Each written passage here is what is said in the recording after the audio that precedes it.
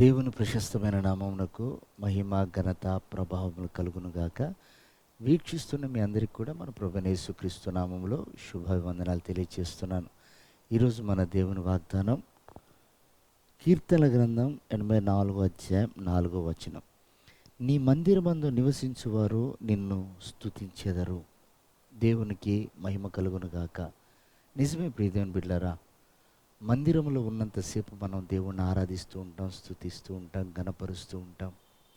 అయితే మందిరంలో నివసించే వారందరూ కూడా ప్రభుని ఆరాధన చేస్తారు.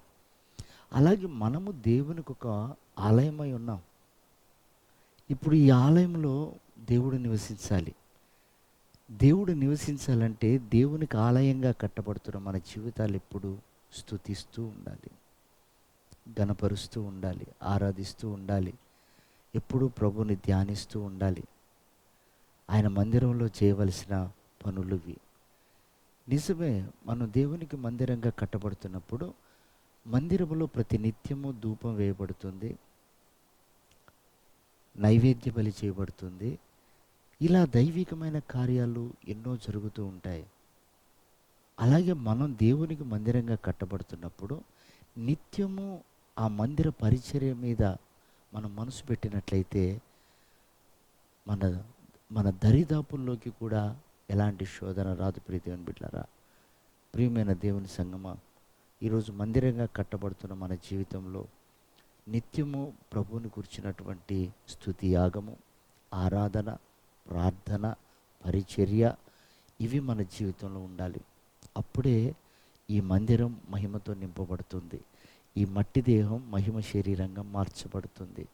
కనుక ఈ కడవరి దినాల్లో అపోస్తలుడైన పౌలు మధ్యాకాశంలోకి వెళ్ళి వచ్చినట్లుగా ఆయన దినదినము నా శరీరమును నేను నల్లగొట్టుకొని దాన్ని లోబరుచుకుంటున్నాను అన్నాడు.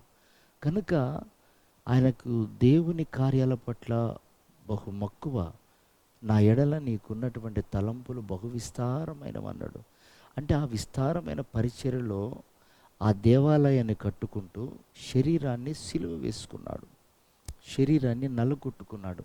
కనుకనే తనలో నుండి దేవుని మహిమ అత్యధికంగా ప్రవహించినట్లుగా బైబిల్ సెలవిస్తుంది.